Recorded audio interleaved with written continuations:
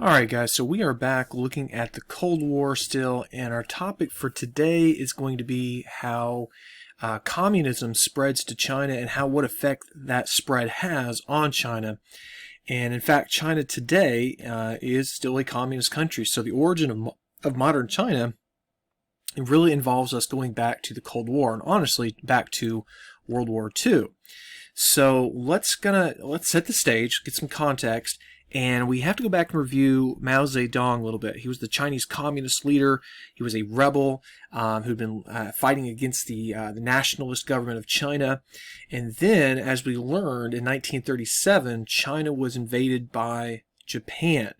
And this invasion of Japan had a pretty big effect on the ongoing civil war in China, in the sense that the two sides, rather than continue the war against each other, and by the two sides I mean the nationalists led by Jiang Jieshi, also known as Chiang Kai-shek, and the communists led by Mao Zedong, instead of continuing to fight against each other, they're going to put their differences aside temporarily so they can then fight against the Japanese. So Chinese nationalism comes to the forefront, and they're going to fight back against the invader. Now, again, the two sides in this civil war that will, of course, continue after the invasion of Japan is defeated. Mao, you can see him right there. His philosophy was that communism had to be kind of tweaked and shaped and changed to fit the realities of China. Because the original idea of communism was that the factory workers of the world, the industrial workers, would all rise up and they would overthrow the proletariat, and the bourgeoisie rather. The proletariat would overthrow the bourgeoisie, or the upper class. And such an industrial working class really didn't exist in China. China was an overwhelmingly rural society, and so Mao turns not to industrial laborers for his revolutionary support, but rather to the literally millions and millions and millions of poor Chinese peasants. Now, opposing Mao in this civil war that had started before the Japanese invasion, will continue after the Japanese invasion, was Jiang Jieshi, again also known as Chiang Kai-shek. He was considered one of the top allies in World War II. He was right up there with Stalin, Churchill, FDR, and during the war we will lend and supply the nationalists with about $1.5 billion worth of stuff. Tanks, like you can see the picture over here, airplanes, uniforms, medicine, food, all that stuff during the war. Now, as we predicted, no surprise here, once Japan has been defeated in World War II, the Civil War, which had started before the Japanese ever got involved, is going to resume. And so these two men go from basically kind of cooperating during World War II to back at each other's throats. So in 1946, the Civil War in China resumes, and at first, at least on paper anyways, the nationalists certainly seem to have the advantage. They've got a much larger military, they have much more modern technology, like you can see this American-built Sherman tank and this American-built P-51 Mustang.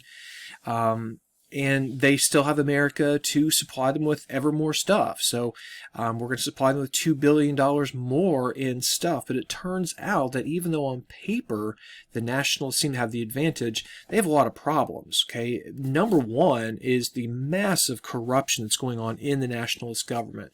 So Uncle Sam, that's us, we're giving Chiang Kai-shek all kinds of stuff so we can go fight this war against the communists.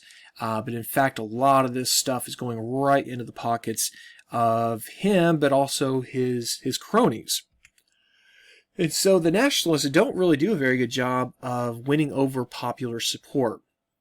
And by 1949, things are really starting to fall apart for the nationalists, and Mao's forces moved from the countryside into the cities and gained control of most of China's major cities, including Beijing.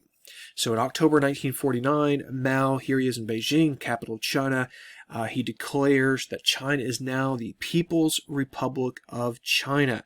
Whenever you see People's Republic, that's a big tip-off that it is a communist country. And so this is literally the birth of modern communist China as we know it today. This is still their flag, this is still their title, this is modern China.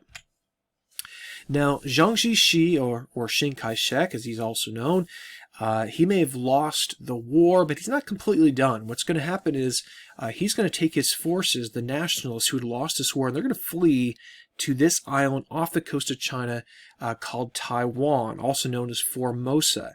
This had been controlled by the Japanese for many years up until the end of World War II. And there he goes, and he decides that going forward, Taiwan will be the Republic of China. So the People's Republic of China right here is the Communist China. This is the Republic of China, which will be a republic, obviously a democratic form of government, in other words. And he says that he's the real China. Okay, this down here is the real China. This is the fake China. And that might sound ridiculous, but in fact, this was American policy to support this as the legitimate, genuine China for years after this point. In fact, not until the early 1970s do we decide to recognize this communist China as the real China. So let's think about America. This is the Cold War, after all. This was shocking to Americans. The most populous country in the world had gone communist. That's China.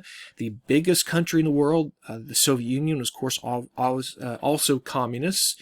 And communism had spread all across Eastern Europe as well. And so this certainly seems to be the beginning of a takeover of most of the world from the point of America, that the communists are on the march, they're conquering country after country after country after country, and they seem almost unstoppable. And then Mao and the Soviet Union, by which I mean Stalin, of course, signed a treaty of friendship in 1950. So they're allies starting in 1950. And that's where we're going to stop for this video. In the next video, we're going to talk a little bit about how China changes as a result of becoming communist. We're also going to take a look at a tragedy called the Great Leap Forward. But just to quickly review what we covered in this video, we learned that the Japanese invasion of China in 1937 temporarily put an end to that war between the communists and the nationalists. The war would then resume after World War II.